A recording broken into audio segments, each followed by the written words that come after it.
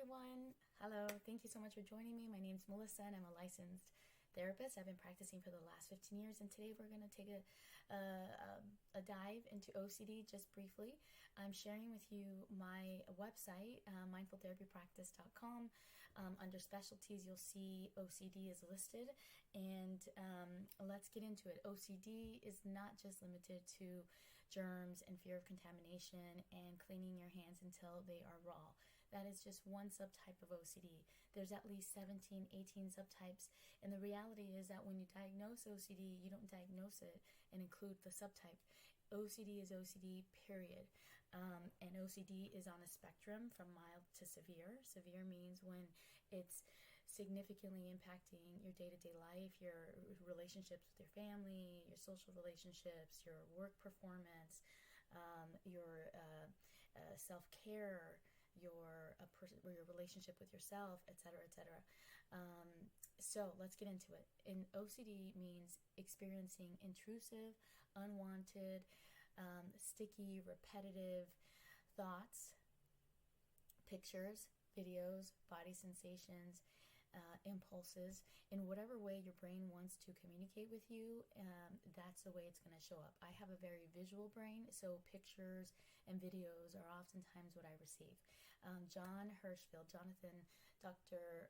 Jonathan Hershfield is the author of many OCD books. I'm trying to find one of his books here. And he said it best when he says OCD is like having junk mail in your brain. And so a person without an OCD brain will typically have the same thoughts, random junk mail, and think nothing of it. My husband does not have OCD, and he has similar thoughts randomly, but his brain does not alert him of them. I, on the other hand, have a very hyper-aware brain, and I notice everything that comes into my brain. My brain has always been this way since I can remember, and so these repulsive thoughts, pictures, sensations will come up, and my brain will alert it as, oh no, fuck no, what the hell is this?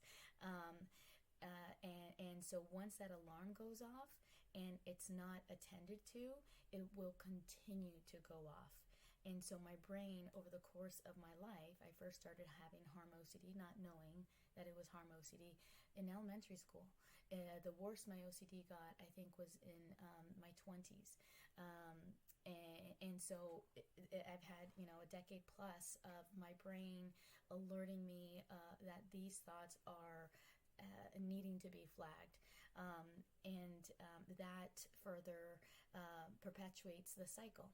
And so oftentimes, these experiences, this stimuli, this intrusion, this junk mail is so extremely anxiety provoking. Oftentimes it's whatever comes into your mind and your experience is so against the person that you are, so completely in opposition to the person that you know yourself to be, the values and morals that you have, that you do whatever you can to alleviate yourself of the anxiety, or try to reassure yourself that this doesn't mean or say anything about me.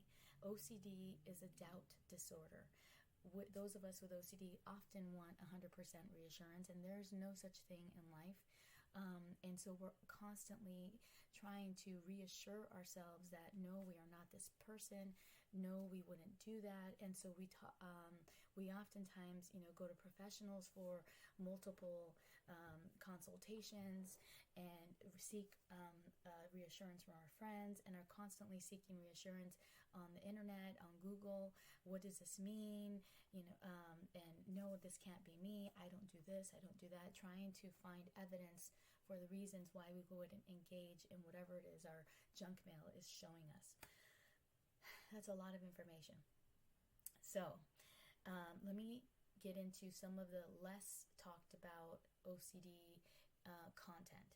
So a good OCD therapist is not going to care about the content. OCD is OCD. If you have intrusive, repetitive, sticky, unwanted thoughts, and they impact you for at least over an hour a day, it doesn't have to be consecutive, then you qualify for the diagnosis. Many times there's a compulsion, not always, but typically there is a compulsion that is also followed by the intrusive experience. And a compulsion, oftentimes the purpose of a compulsion is to alleviate oneself of the anxiety, and or to reassure oneself that whatever it is that we're receiving is not going to happen and is not us. And so mental compulsions are typically what you would see, rather than behavioral compulsions. So mental compulsions are reassurance seeking, and finding evidence that why we wouldn't engage in these things, neutralizing. I have a terrible thought or picture or sensation, and then I am thinking of something positive to disqualify whatever the junk mail was. So that's mental neutralizing. And then there is a lot of people do mental praying. I did this in my 20s. Following these horrendous stimuli, I would immediately pray. And I would do this throughout the day, random times in the day. Doing these compulsions is further going to reinforce the brain that this alarm is in fact a true alarm. And so the gold standard for OCD is exposure and response prevention. So exposure is the opposite of avoidance. The last thing you should do when you have OCD and or any anxiety disorder, including panic, is avoidance. Avoidance is, again, reinforcing your brain that there is a true alarm, when in reality there is nothing to be feared. So exposure is a opposite of avoidance. So then a therapist would engage you in exposures. Typically you would identify a fear hierarchy of things that you fear the least to things that you fear the most. And we build up our tolerance to be able to manage and tolerate the anxiety. So then we go up the fear hierarchy. The goal of doing that is to set you up for success, right? And for you to have confidence in yourself that you can tolerate this. And so that's the exposure piece. The response prevention piece means eliminating engagement of compulsions. So if I have a harm OCD thought, harm, violent OCD oftentimes means I have thoughts, pictures, videos, body sensations, urges that I will harm somebody else and or harm myself. Let's say, for example, I'm afraid of hurting my son or my husband. Every time I see sharp objects, there's a flash, a picture or video that passes my mind. And so then my compulsion could be to avoid cooking, avoid being in the kitchen because I'm afraid I'm going to pick up a knife and stab somebody. Exposure would be continuing my life as a mother, continuing to cook as a human. I have to feed myself, feed my family, and while resisting, reassuring myself, resisting any compulsion that I have, such as neutralizing or praying. So that way my brain gets used to my brain and nervous system gets used to tolerating this anxiety, and my brain learns, oh, this is not an alarm. We can handle this. And so we have to constantly, it's going to take a long time to teach this to your brain, basically to educate your brain, to retrain your brain and your nervous system. This is totally possible. OCD is incredibly treatable. Typically, you'll see changes within 3 months, especially if you're a very dedicated person to your treatment. And you do all of your research, just as if you were diagnosed with diabetes or cancer. Do your research, learn OCD inside and out, learn it so that you're aware of how your brain works. It's a brain thing, okay? It's junk mail in your brain. And what else can I say? Let's get back into the subtypes of OCD. So let me go into scrolling down on my website. So here I only have 16 subtypes listed, but there are more.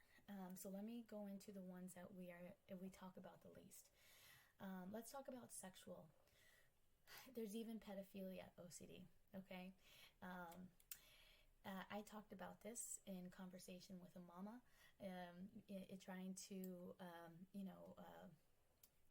trying to, what was I trying to do? I was trying to empathize with an intrusive thought that somebody had, and I shared this subtype, and boy, did I scare this person. I am not a pedophile, but I do experience this subtype of OCD.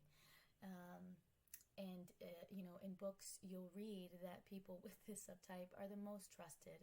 They're good people, and there is no arousal, there's no interest, there's complete repulsion over having these subtypes. Nobody with OCD wants these things, okay? They cause significant distress because the person that experiences them, for example, myself, I am not that person.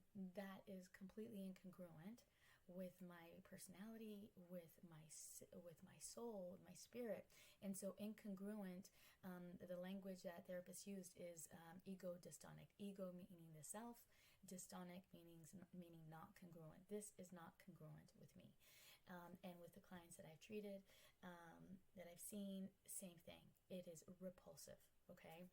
And we are safe people. I just got to tell you that. But for those of us with OCD, don't turn this video on and to try to get reassurance. Do your research, learn about OCD. That's it. Once you know about it, engage in your treatment, okay? And make sure that you have a therapist that will treat you with exposure and response prevention. So psychoanalysis is not the treatment for OCD, okay? If I had a therapist that would try to go into my repressed sexual desires, that is not how you treat OCD. It's not about the content. It's not about the content whatsoever. It's how the content makes me feel. It's so repulsive to me, okay? And then how the content comes in, how sticky and unwanted and undesired this content is. So then there is also perinatal OCD. You can have this oftentimes, it's during the time that you're pregnant or after you're pregnant, and it sometimes can linger, postpartum, where you fear that you're going to harm your child. And these flashes and pictures, sensations come up, and it is, the worst thing to a mother. But the way that you're responding to it, that's a telltale sign that it is OCD, okay? And so scrupulosity, moral OCD, doing things that are against your values, morals, blasphemous videos, thoughts, sensations in your mind constantly. And the compulsion would be constantly reassuring yourself, I am pious, I am a believer, I wouldn't do that, God, please be with me. So there's nothing wrong with praying, but please do not pray following an intrusive OCD thought. Prayer is fine, but do it in the practice. Do it in a daily practice that has nothing to do with your OCD. Do it at a time when you are being intentional with your relationship with God, with your spirituality, but definitely do not do it following an intrusion, because that is a mental compulsion, okay? Relationship OCD is when you're constantly doubting your relationship. Am I really in love with this person? Am I attracted to this person? And it's a constant, repetitive, intrusive, sticky doubt in your mind, or picture, or sensation, or impulse in your mind. And so the mental compulsion is oftentimes finding evidence that I do love my partner, finding evidence that I am attracted to my partner. So exposure and response prevention, a therapist would ask you to resist engaging in any evidence finding. There's no need to collect evidence. You can trust yourself that you are with your partner and carry on your life, however uncomfortable it is, and you will get better at being uncomfortable. That is one of the skills that you will develop in this practice, is how